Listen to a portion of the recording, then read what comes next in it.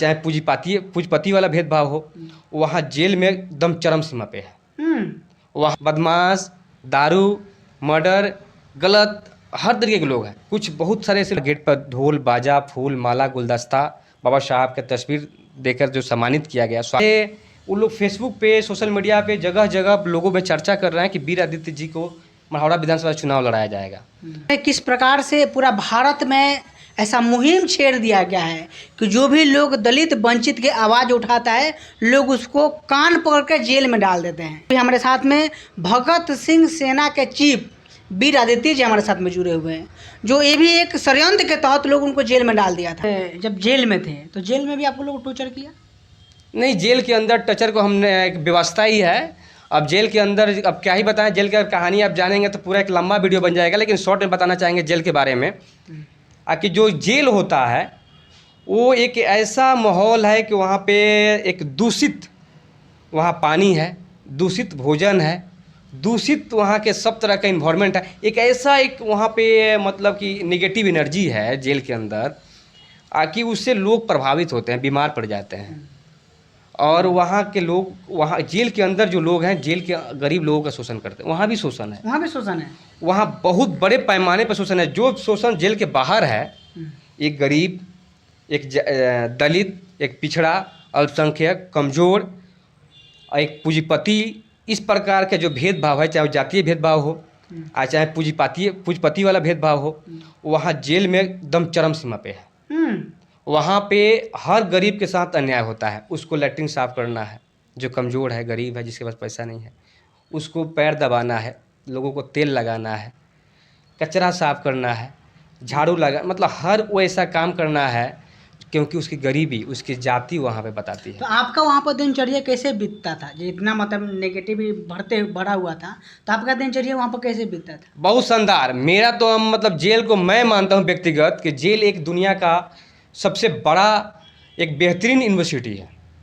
वो एक ऐसा यूनिवर्सिटी कि जेल में अगर कोई एक बार जाता है, अगर वहाँ से वो उसकी मानसिक रूप से, सामाजिक रूप से स्वांगिक विकास नहीं होता है, तो मान लीजिए कि अब उसका बौद्धिक विकास बाहर नहीं हो सकता है। जेल में भांति भांति के लोग हैं, हर तरह के अपराधी, किसी को गलत फंसाया गया है, कोई सही फंसा है, हर तरह के वहाँ चोर, बदमाश, दारू, मर्डर, गलत हर तरीके के लोग हैं। कुछ बहुत सारे ऐसे लोग हैं जो अच्छे लोग हैं, पढ़े लिखे लोग हैं, विद्वान भी लोग हैं। अपने सारण जिला के बाद जेल की बात कर रहे हैं, वहाँ जिस जेल में हम थे, वहाँ पे राहुल संकृत्यायन नाम के एक लेखक हैं, उनको जेल में डाला गया था। वो जेल के अंदर 2 किताब जेल के अंदर बैठ के लिखे थे, और जेल से बाहर निकलते हुए 10 किताब लिखे।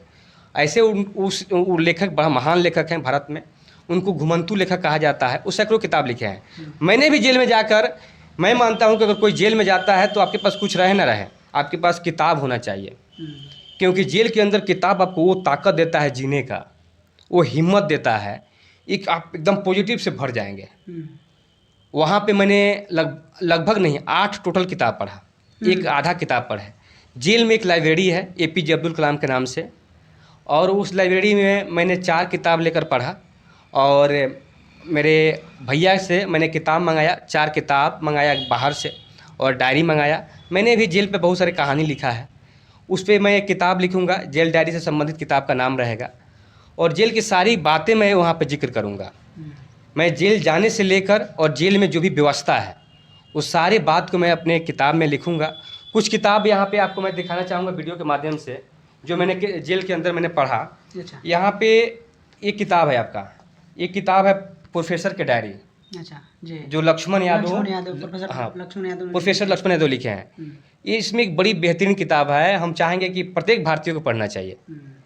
और वहाँ पे एक शानदार मैंने किताब पढ़ा जो मुझे झकझोर कर रख दिया, ये पूना पैक्ट, जो गोलमेज सम्मेलन हुआ था, बाबा साहब अम्बेडकर, गांधी, जिन्ना और तमाम महापुरुषों के साथ जो गोलमेज सम्मेलन हुआ था, उसके बारे में किताब। और दलितों को जो हक मिला, दलित पहली बार जो इंसान बना, अल्पसंख्यक, चाहे मुस्लिम हो, चाहे कोई भी बुद्ध धर्म से हो, जैन धर्म से हो, क्रिश्चियन धर्म से हो, तमाम जो अल्पसंख्यक समाज है, कमज़ोर लोग हैं, उसको पहली बार पूना पैक्ट के गोलमेज सम्मेलन में उसका अधिकार मिला था।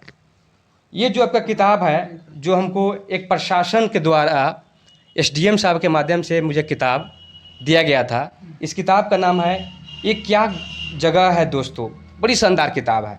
फिर मैंने लेनिन का किताब पढ़ा था, महान स्टालिन लेनिन की किताब पढ़ा था, ये बहुत शानदार किताब है। उसके बाद मैंने जेल के अंदर, जेल की लाइब्रेरी से मैंने 4 किताब पढ़ा था। पहला किताब मैंने पढ़ा था कि बाबा साहब अम्बेडकर ने क्या कहा। बाबा साहब के संघर्ष के बारे में है। बाबा साहब ने हर गरीब लाचार के लिए कैसे आवेदन के माध्यम से वो अपने लोगों की आवाज़ उठाए थे। फिर मैंने किताब पढ़ा था लेनिन मजदूरों का मसीहा, किताब का नाम है। उस किताब में लेनिन की जीवनी बताया गया था। जब मैं वो किताब पढ़ा तो मेरे आँख से आंसू भर गया था। क्या दर्द है, क्या लेनिन ने क्या क्रांति पूरे देश में, पूरे विश्व में मजदूरों के नेता हैं। उन्होंने सिखाया मार्क्स के सिद्धांत पे, आकि मार्क्स के विचारधारा को उन्होंने आगे बढ़ाया था लेनिन ने, कि मजदूरों के अपने हक के लिए कैसे लड़ना चाहिए, पूंजीपति के खिलाफ कैसे लड़ना चाहिए, तो क्रांति समझ में आता है। फिर मैंने उसके जेल के अंदर किताब पढ़ा था आज़ादी की कहानी। 15 अगस्त में मेरा, भले ही मैं जेल के अंदर था लेकिन एक आज़ाद की तरह मैं ज़िंदगी जी रहा था, तो वहाँ पे आज़ादी की कहानी मैंने किताब पढ़ा। फिर एक और मैंने किताब पढ़ा जेल के अंदर जिसका नाम था लोकनायक। लोकनायक किताब का नाम था आपका लोकनायक जयप्रकाश नारायण जी, जो सारण जिला के धरती सिताब दियरा के रहने वाले हैं। उनकी क्रांति बेमिसाल, पूरे देश को हिलाकर पूरे देश की व्यवस्था को बदल कर रख दिए। तो जयप्रकाश नारायण जी की क्रांति, उन्होंने उस किताब में बड़ी अच्छी अच्छी बातें कहा है। तो जयप्रकाश नारायण जी के मैं विचारधारा का समर्थन करता हूँ। और ऐसे मैंने 8 टोटल किताब पढ़ा, और जो मैं जेल के बाहर रह के नहीं कर पाया था वो जेल के अंदर जाके मैंने वो चीज़ पूरा किया, और मैं बहुत मजबूत हो गया। क्योंकि मुझे लगता है कि जेल में जब से मैं गया मैं 1000 गुना मजबूत हो गया। और जब मैं जेल से बाहर आया, और जितने हमारे आदरणीय प्रिय क्रांतिकारी युवा साथी कि लोगों के जो हमें स्वागत जेल के बाहर गेट पर ढोल बाजा फूल माला गुलदस्ता बाबा साहब के तस्वीर देकर जो सम्मानित किया गया, स्वागत किया गया, हमारा हौसला अफजाई किया गया, जिससे मैं 1000 गुना मजबूत हो गया हूँ। अब जो संघर्ष होगा वो दमदार होगा। तो अब आप जेल से निकल गए हैं, तो अभी आपको अब क्या कीजिएगा? क्या राजनीति कीजिएगा, पॉलिटिक्स कीजिएगा? आप क्या मतलब आगे का क्या सोच है? देखिए, ये मेरा कोई ऐसा व्यक्तिगत चॉइस नहीं था कि मैं सामाजिक कार्य करूं या ज़िंदगी में मैं राजनीति करूं। ये मेरा कोई चॉइस नहीं था। परिस्थिति बनेगी मैं हर चीज़ करूंगा, लेकिन मेरा जो सोच है, मैं जितना दुनिया को समझा हूँ उतना समझने से मुझे पता है कि मुझे जीवन भर एजुकेशन के फील्ड पे काम करना है। मैं जेल जाने से पहले हमने लोग शुरुआत किए थे मिशन एजुकेशन चले गाँव की ओर। उस करवा को सैकड़ों साल 100 साल पहले ज्योतिबा फुले, छत्रपति साहू जी महाराज, बाबा साहब अम्बेडकर जैसे महापुरुषों ने उस करवा को आगे बढ़ाए थे। उसी करवा को हम आगे बढ़ा रहे हैं। मिशन एजुकेशन चले गांव की ओर। हम हर वो शिक्षा से वंचित समाज को अपने स्तर से, अपने लोगों के सहयोग से शिक्षा के क्षेत्र में काम करेंगे, ये मेरा प्राथमिकता है। और कहीं भी गरीब लाचार शोषित वंचित अल्पसंख्यक दलित चाहे कोई भी गरीब हो, किसी के साथ आवाज़ होगा, अगर गलत होगा, बलात्कार होगा, बहनों के साथ अन्याय होगा, उसके खिलाफ आवाज़ बुलंद करेंगे। जेल जाने से हमको डर नहीं है, क्योंकि मुझे पता है कि हम सच्चाई के लिए लड़ेंगे तो मुझे जेल में डाला जाएगा। राजनीतिक में आपका रुचि है? मैं मानता हूँ कि इस दुनिया का, मैं नहीं, बाबा साहब अम्बेडकर कहते हैं कि दुनिया के सबसे मजबूत मास्टर की है राजनीति, जिससे पूरे गरीब कमज़ोर लोगों का हर तरह का जो समस्या है उसका दरवाज़ा खुल सकता है, उसका समाधान हो सकता है। तो मैं मानता हूँ कि हर लोग राजनीति करना चाहिए, हर वो अच्छे लोग राजनीति करना चाहिए जो युवा है, शिक्षित है और जो समाज के लिए लड़ रहा है। बिल्कुल मैं राजनीति का समर्थन करता हूँ और राजनीति बिल्कुल करना चाहिए। तभी विधानसभा का चुनाव आने वाला है, क्या तैयारी है? मढ़ौरा विधानसभा का जो चुनाव आ रहा है, मैं देख रहा हूँ कि जब से मैं जेल में गया था उसके पहले से जो जिला के बुद्धिजीवी वर्ग के लोग हैं, इंटेलेक्चुअल युवा हैं, क्रांतिकारी जो छात्र हैं, नौजवान लोग हैं, उस सारे लोग में एक उत्साह हम देख रहे हैं। हमारे वो लोग फेसबुक पे, सोशल मीडिया पे जगह जगह लोगों में चर्चा कर रहे हैं कि वीर आदित्य जी को मढ़ौरा विधानसभा चुनाव लड़ाया जाएगा। तो मैं बताना चाहता हूं कि लोगों का अगर मीटिंग में, बैठक में अगर लोग कहते हैं चुनाव लड़ने के लिए, तो मैं तैयार हूं चुनाव लड़ने के लिए।